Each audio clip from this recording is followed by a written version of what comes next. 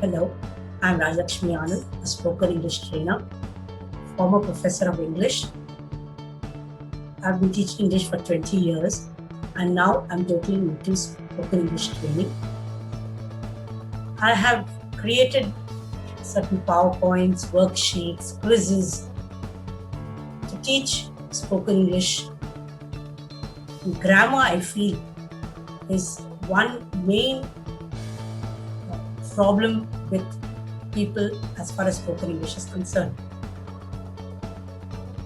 I have always felt that learning the rules of a language will help in speaking a language fluently.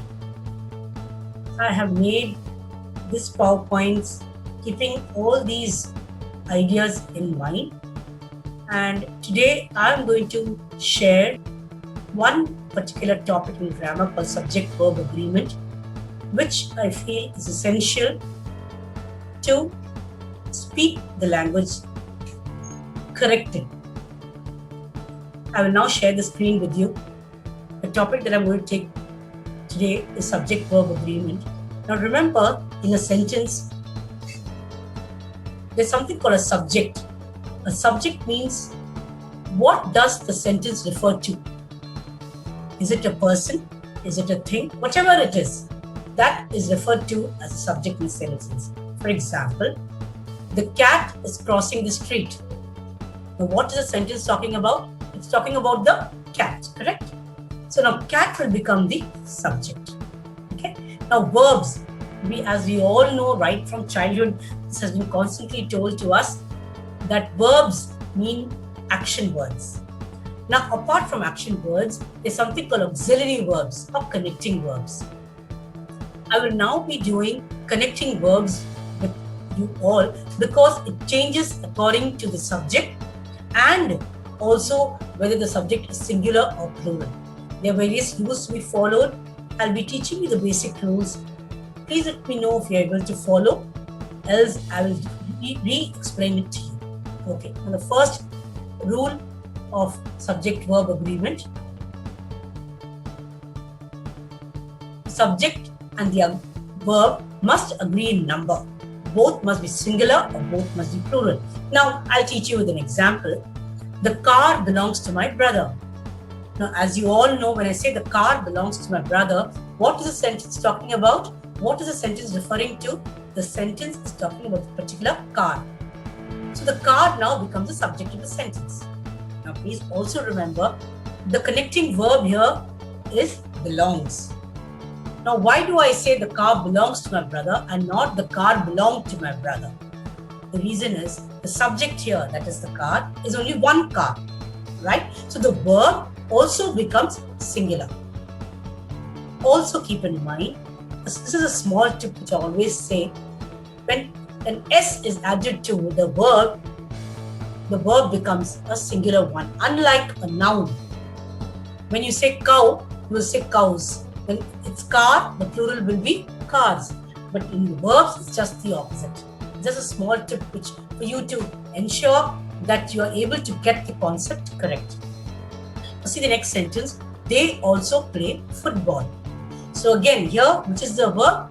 They. So they also play football. Now the verb here, the action word is play. Why don't we say they also plays football? That is where the subject-verb agreement becomes very, very important.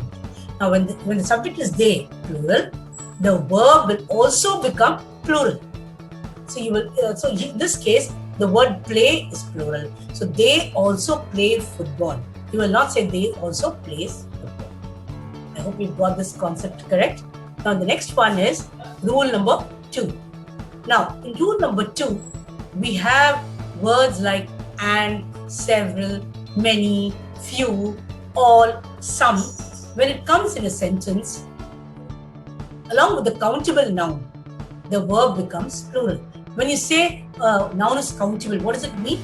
That which you can count. Okay. For example, people, cars, buses, trains, human beings, flowers, animals, they can all be counted.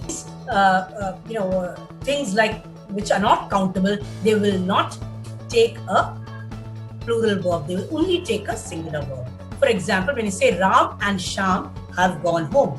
Now remember, Ram and Sham, both of them can be counted. So Ram and Sham have gone home.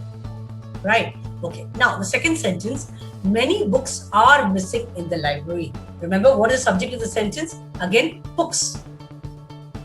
When you say books, they are again in the plural. You will not say many books is missing in the library. You will say many books are missing in the library. Now the next sentence, some milk is spoiled. Like I said, countable and uncountable nouns didn't I? Now when you say some milk is spoiled, you will refer to the milk, which is an uncountable noun, and the verb will become is and not are. You will say some milk is spoiled and not some milk are spoiled. This is a very commonly done mistake. Many people do this when you say some milk are spoiled, because milk here, when you say some, people assume it is a lot, which is why the verb will be plural. We have to keep this rule number 2 also very much in mind.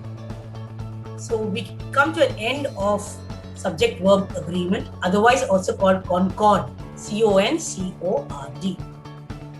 And doing worksheets plus quiz on these rules will actually help you to reinforce and to understand and to remember whatever you have learned now. Thank you so much.